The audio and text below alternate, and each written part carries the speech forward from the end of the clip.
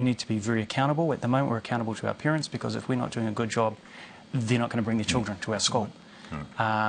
And so all of those things are incredibly important. Yeah. I do note that 1,500 kids at 12, one teacher at every 12 students is 125 teachers.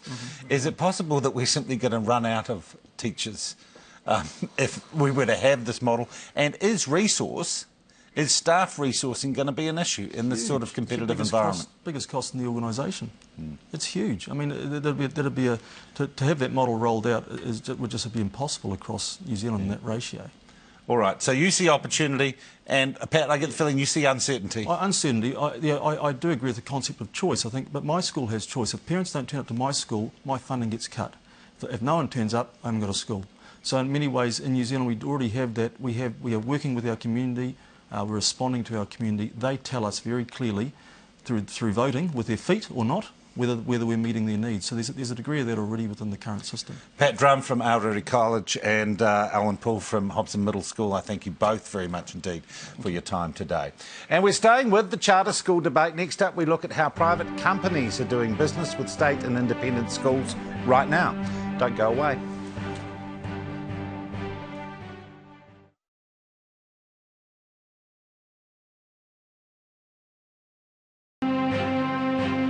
You're back with The Nation, and we're talking more about charter schools. Public-private sector education partnerships already exist here in New Zealand. One such example is Baird's Mainfreight Primary School in Otara. It's had a partnership with Mainfreight for nearly 20 years, and Principal Alan Lyth speaks highly of it. Then there's Onehunga High School, which has relationships with Fletcher Construction and businessman and ex-student Tony Falkenstein, who founded its business school. The principal of Onehunga High, Deirdre Shea, is here to talk about how that works, as are Tony Falkenstein and Alan Lyth. Good morning to all three of you. Good morning. I want to start with you, Deirdre. Clearly you are relaxed about the idea of business being involved in education. But I get the impression that you believe there should be a limit, and charter schools would be a step too far.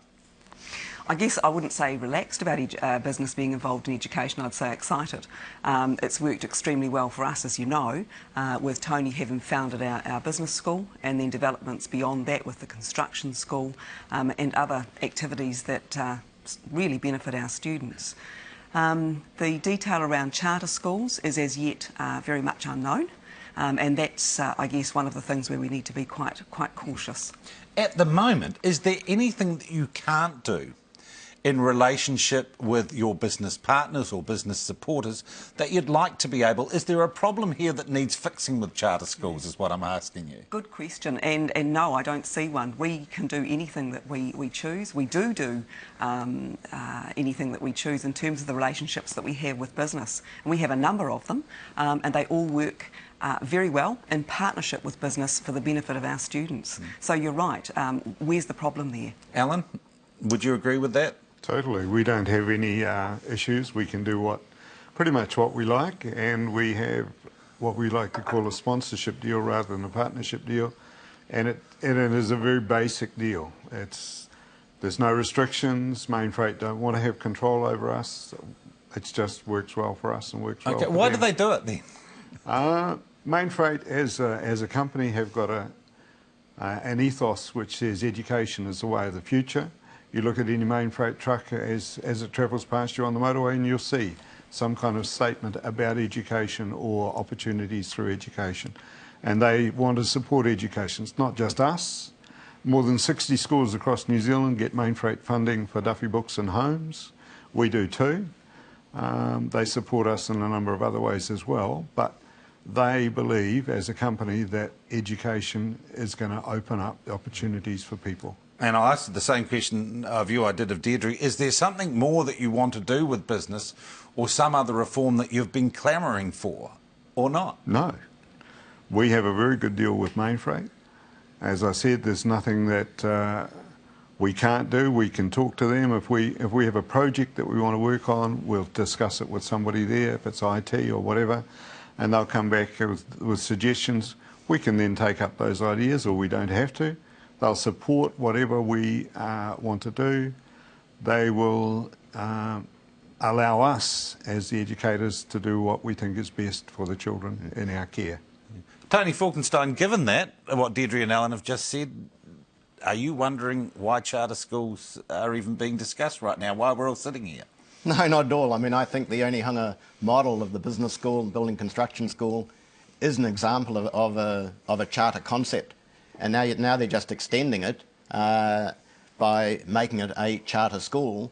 Because the principle... Is it just a name? Are you saying the difference is only in the name then? No, because not if at that all. can be done now, why do you need to change the policy? A lot of things can be done now, but I think the charter school concept is something a little bit different. And I think schools, what hasn't been mentioned, been a lot of misinformation about charter schools because we don't know the detail. Yeah. But I think in many cases the school may be the sponsor of the charter school. And in fact, if we had charter schools now, my recommendation at Onehunga would be that they run the charter business school and the charter building construction school. All right, so you would split those off? Yes. What is wrong with the way they're run at the moment? Why would you need to do that? I think the principal of the school has to allocate all the resources, and everybody, every head of department has their say. So what happens is it can tend to be morphed into just being part of the school. Mm. Deirdre, would you be comfortable with that change that Tony's just put up, or are you comfortable with things the way they are now? Look, the way it is now, it works very well, and we have the opportunity, of course, to have more schools within school, if you like, and we do. And so I guess, for me, one of the big things around charter schools that I understand from overseas is that they tend to be small. Now, in Auckland, we have an advantage of being able to have bigger schools, which for many of our communities works so well, because it means you can have all the young people in your community in your school, and then within that, offer the different pathways and choices that, of course, I mean, young people change their minds, we all do, and so they can stay in the one place but make the different choices that are right for them. So that works very comfortably at the moment. Okay, so you're saying to Tony you don't need structural change? Look, I'd be very happy to discuss it further with Tony, you know, because we're open to ideas. If it's going to benefit our young people, we're ready to listen and talk. Tony, I want to get back with all three of you, in fact, to a philosophical thing. The one thing that charter schools would allow schools to do is to abandon national awards, to pay teachers on performance, and some would say it's the thin end of the wedge to deunionisation of the education sector, which I understand 97% of teachers currently signed up to union. Tony, is that part of it? Is that philosophy part of it or not? I think it is part of it, but you have to remember it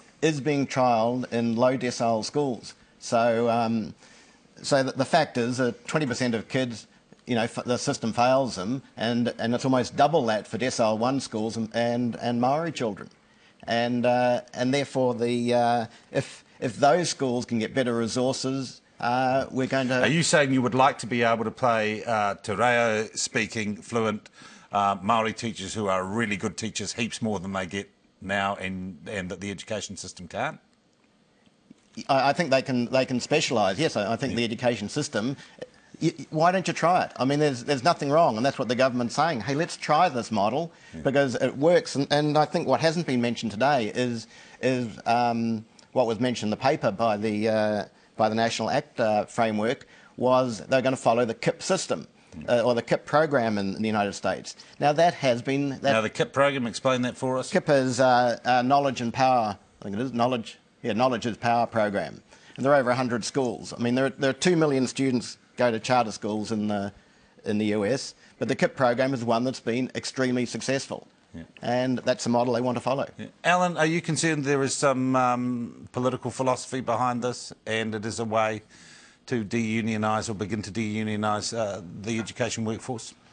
I think there's the unions obviously are concerned about that. Me personally, I think there probably is some ulterior motive. I'm not quite sure what it is. I don't know the detail of what's been proposed, so I'm not sure. No one, it seems, at the moment does. Deirdre, are you concerned about that underlying? Do you know, I think the one thing that concerns me is that in the confidence and supply agreement, it specifically mentions the implementation group, and it lists groups of people who would be involved in setting these up. And the obvious gap there is that there is no mention of educational leaders or educational personnel being involved in that group. It's business people, politicians. Yes. Yeah. So my suggestion would be that's added into the mix, because my word, we're the people who are at the coalface, as it were, and then we sit down and have a good talk about what is the best way forward for our young people. Tony, can I ask you, are business people and business groups busting a gut to get involved in running schools and charter schools, or not, or do they simply recognise that education needs to be doing better than it is? I think they're busting their gut to get kids that come out of the schools into employment. And you know, we're probably the worst in the world for young people getting employed when they come out of school. And a lot of us, you know, the system fails a lot of children. I can give some examples from Onehunga where things have worked. I went to a Pacific Forum recently, and a woman stood up and said, "Listen, my son went away from the Christmas holidays. I know he was on drugs. I know he was in a gang. I know he was in petty theft. And he got into the building construction school the next year. Now he was a model student. We had to drive up past the school every Sunday, and he'd say, 'This is what we've done on these units they were building.' And he got an apprenticeship straight after that. And he says, 'I don't think that would have happened if he hadn't gone into that school.' Okay. And that's because he could spend 50% of his time out there on a building site. And Deirdre, I imagine your point would be he can do that now, so what's the need for Very charter much so. schools? And Alan? Yeah, well, we have people who are very innovative within our school on staff, and we're trying to develop well-rounded students. So we can do that under the existing system. I can't see that there's a need to change. But we are fortunate in that we do have Mainfreight supporting us in that. And they're a very innovative company. They encourage that amongst their staff. Yeah. We encourage it amongst our staff. And I guess in some and our ways, even students. now, you're doing your bit for them, aren't you? I mean, you know, and that's part of the deal. But it's not them being involved in setting the curriculum or saying what teacher gets paid what. They don't want to have a say in what we do. Yeah. They want to support us as the educators in what we are trying to do. And Tony, I want to come back to this. Is this about businesses or those who are the commercial organisations who might be involved deciding what is taught in the school, or simply wanting to give the school a structure in which they can teach better and leaving the teaching to them? Yeah, I think it's leaving the teaching to them, but it's a recognition that students learn differently, and to say, hey, these schools that aren't working, or in areas where they're not working, chances are they probably need to have a more experiential learning program. They need to. They're not so good having a teacher in front of the class and sitting there taking notes. That's not their style. A final question for all of you: do any of you feel you yet know enough about the charter school proposal to really know if it's worth it or it's going to work or not? Tony? Well, I'd say no, but I like the principle. Deirdre? No, not yet. Alan? No, I don't know. No. Yeah, and that is where we're at. I thank you all very much indeed for joining us today, as indeed I thank all of our panellists. And The Nation will be back shortly. Do not go away.